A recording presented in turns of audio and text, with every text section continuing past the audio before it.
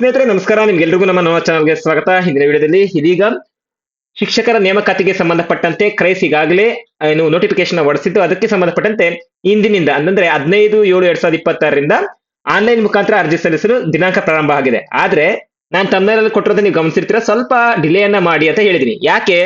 Especially ಈ P M method ಅವರು ಜೊತೆಗೆ ಸೋಷಿಯಲ್ ಸಬ್ಜೆಕ್ಟ್ ಅವರು, ಸೋಷಿಯಲ್ ಸಬ್ಜೆಕ್ಟ್ ಬಹಳಷ್ಟು ಜನ ಸರ್ ಕನ್ನಡದಲ್ಲಿ ನಾವು ಬಿ ಎ ಮಾಡಿದೀವಿ, ಆದ್ರೂ ನಮಗೆ ಸಮಾಜ ಶಿಕ್ಷಕರಾಗಕ್ಕೆ ಅವಕಾಶ ಇಲ್ವಾ? ಯಾಕಂದ್ರೆ ಕರ್ನಾಟಕದಲ್ಲಿ ಇರುವಂತಹ ಶಾಲೆಗಳಲ್ಲೇ ಆಗಿರೋದ್ರಿಂದ ಸೊ ನಮಗೆ ಯಾಕೆ ಅವಕಾಶ ಇಲ್ಲ, ನಮಗೆ ಮೋಸ ಆಗ್ತಿದೆ, ಬಹಳಷ್ಟು ಜನ ಕಮೆಂಟ್ ಅನ್ನ ಮಾಡಿದ್ರಿ.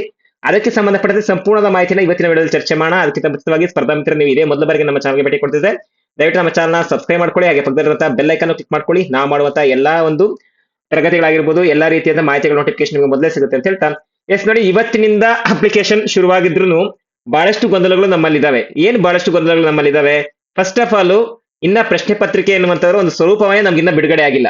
ಅಂತಂದ್ರೆ ಹೌದು, ನೀವು ಪ್ರಶ್ನೆ ಪತ್ರಿಕೆ 1ರಲ್ಲಿ 35% ಅಂಕಗಳನ್ನು ತಗೋಬೇಕು, ಪತ್ರಿಕೆ 2ರಲ್ಲಿ 35% ಅಂಕಗಳನ್ನು ತಗೋಬೇಕು ಅನ್ನೋದಿದೆ. ಆದ್ರೆ ಪ್ರಶ್ನೆ ಪತ್ರಿಕೆ 1 ಮತ್ತೆ 2ರ ಸಂಪೂರ್ಣ ಪಠ್ಯಕ್ರಮ ಎಲ್ಲಿದೆ? ಇನ್ನ ಪಠ್ಯಕ್ರಮವನ್ನೇ ಬಿಡುಗಡೆ ಮಾಡಿಲ್ಲ.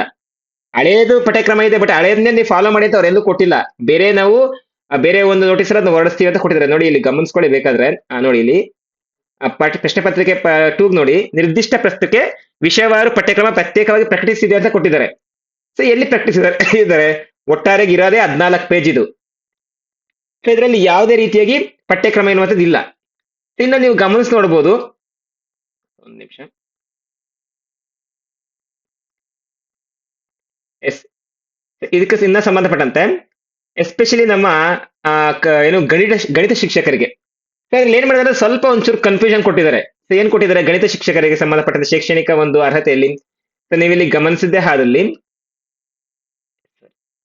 ಶೈಕ್ಷಣಿಕ ಅರ್ಹತೆ ಇರುವಂತದ್ದು ಸ್ಟಾರ್ಟಿಂಗ್ 2ನೇ 3ನೇ ಪೇಜ್ ಅಲ್ಲೇ ಕೊಟ್ಟಿದ್ದಾರೆ. ಎಸ್, ಇಲ್ಲಿ ನೀವು ಗಮನಿಸಿ ನೋಡಿ, ಗಣಿತ ಶಿಕ್ಷಕರಿಗೆ ಸಂಬಂಧಪಟ್ಟಂತೆ ಗಣಿತ ಮತ್ತು ಭೌತಶಾಸ್ತ್ರ ಕಡ್ಡಾಯ ವಿಷಯದೊಂದಿಗೆ ವಿಜ್ಞಾನ ವಿಷಯದಲ್ಲಿ ಸ್ನಾತಕ ಪದವಿಯನ್ನು ಹೊಂದಿರಬೇಕು. ಸರಿಯಾಗಿದೆ. ಜೊತೆಗೆ ಈ ಕೆಳಗಂಡಂತೆ ಯಾವುದೇ ಒಂದನ್ನ ಐಚ್ಛಿಕ ವಿಷಯಕ್ಕೆ ಅಭ್ಯಸಿರಬೇಕು ಅಂತ ಕೊಟ್ಟಿದ್ದಾರೆ. ಯಾವುದೇ ಒಂದಂತಂದ್ರೆ ನಮ್ಗೆ ಇಲ್ಲಿ ಆಪ್ಷನ್ಸ್ ಅನ್ನ ಕೊಡ್ಬೇಕಲ್ವಾ? ಈ ಕೆಳಗಿನಲ್ಲಿ ಯಾವ್ದಾದ್ರು ಒಂದನ್ನ ನೀವು ಆಯ್ಕೆ ಮಾಡಿ ಅಂತಂದ್ರೆ ನಮ್ ಕನಿಷ್ಠ ಪಕ್ಷ 2 ಆಯ್ಕೆಗಳನ್ನ ಕೊಡ್ಲೇಬೇಕು. ಅವ್ರು ಎಷ್ಟು ಆಯ್ಕೆಯನ್ನ ಕೊಟ್ಟಿದ್ದಾರೆ? ಇಲ್ಲಿ ರಸಾಯನಶಾಸ್ತ್ರದ ಒಂದೇ ಕೊಟ್ಟು ಸೊ ಮುಂದೆ ಅದನ್ನ ಕಾಮ ಬಿಟ್ಟಿದ್ದಾರೆ. ಸೊ ನೀವು ಇದು ಎಲ್ಲಿದೆ ಈ ರೀತಿಯಾಗಿ ಅಂತಂದ್ರೆ, ನಮಗೆ ಈ ಹಿಂದೆ ಸೊ ನಮಗೆ GPSTR ನೇಮಕಾತಿ ಆಗಿತ್ತು 2018, 2020, 2022ರಲ್ಲಿ. ಅದ್ರಲ್ಲಿ ಇದೇ ರೀತಿಯಾಗಿ ಇರ್ತಾ ಇತ್ತು GPSTR ಅಲ್ಲಿ. ಆದ್ರೆ ಮತ್ತೆ ಅದನ್ನೇನ್ ಮಾಡಿದ್ರೆ ಬದಲಾವಣೆ ಮಾಡಿದ್ದಾರೆ. ಅದಕ್ಕೆ ಸಂಬಂಧಪಟ್ಟಂತೆ ಇಲ್ಲಿ ರಸಾಯನಶಾಸ್ತ್ರ ಜೊತೆಗೆ ಭೂಗೋಳ ಶಾಸ್ತ್ರ ಆಗಿರ್ಬೋದು, ಯಾಕಂದ್ರೆ PMG ಅವ್ರು ಬರ್ತಾರೆ, ಕಂಪ್ಯೂಟರ್ ಸೈನ್ಸ್ ಬರ್ತಾರೆ. ಸೊ ಇವರೆಲ್ಲರಿಗೂ ಸಹ ಅವಕಾಶವನ್ನು ಕೊಡುವಂತ ಚಾನ್ಸಸ್ ಜಾಸ್ತಿ ಇದೆ. ಅದರಿಂದ ಸ್ವಲ್ಪ ಈ ಒಂದು ಗೊಂದಲಗಳಿಗೆ ತೆರೆ ಎಳಿತಾರೆ. ಒಂದು 2-3 ದಿನಗಳ ಕಾಲ ನೀವು ವೆಯ್ಟ್ ಮಾಡ್ಬೇಕಾಗುತ್ತೆ. ಅದಕ್ಕೆ ಸಂಬಂಧಪಟ್ಟಂತೆ ಇನ್ನೊಂದು ಡೌಟ್ ಏನಿದೆ ಅಂತಂದ್ರೆ ಸೋಷಿಯಲ್ ಸೈನ್ಸ್ ಅವ್ರಿಗೆ, ಸರ್ ನಾವು ಸಮಾಜ ಶಿಕ್ಷಕರು ಇರೋರು, ನಾವು ಆಲ್ಮೋಸ್ಟ್ ಈಗ ಕರ್ನಾಟಕದಲ್ಲಿ ಎಲ್ಲರೂ ಸಹ ನಾವ್ ಏನ್ ಮಾಡಿರ್ತೀವಿ, ಕನ್ನಡದಲ್ಲೇ ಓದಿರ್ತೀವಿ, ಕನ್ನಡದಲ್ಲೇ BA ಮಾಡಿರ್ತೀವಿ.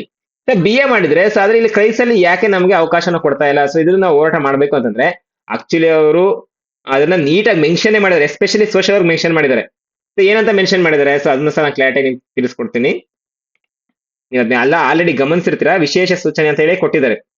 ಅಂದ್ರೆ ಇದು ಕಂಪ್ಲೀಟ್ಲಿ ವಸತಿ ಶಾಲೆಗಳು ಆಂಗ್ಲ ಮಾಧ್ಯಮದಲ್ಲಿ ನಡೆಯುತ್ತಾ ಇದ್ರಿಂದ ಸಮಾಜ ವಿಜ್ಞಾನ ಶಿಕ್ಷಕರ ಹುದ್ದೆಗೆ ಅರ್ಜಿ ಸಲ್ಲಿಸುವ ಅಭ್ಯರ್ಥಿಗಳು ಪದವಿಯನ್ನ ಆಂಗ್ಲ ಮಾಧ್ಯಮದಲ್ಲಿಯೇ ವ್ಯಾಸಂಗ ಮಾಡಿರಬೇಕು ಅಂತ ಇದೆ.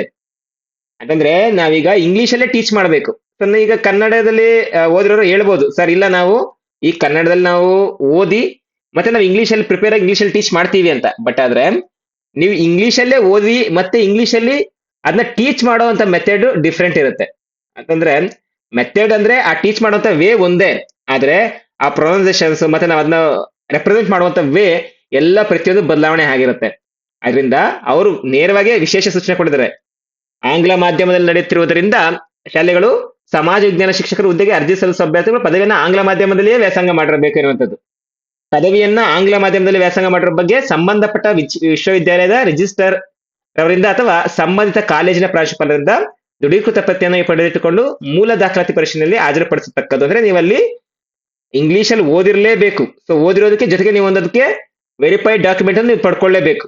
ಸೊ ಈ ರೀತಿಯಾಗಿರೋದ್ರಿಂದ ಸೊ ಯಾವುದೇ ಕಾರಣಕ್ಕೂ ಈ ನಿಯಮವನ್ನ ಬದಲಾವಣೆ ಮಾಡೋದಿಲ್ಲ.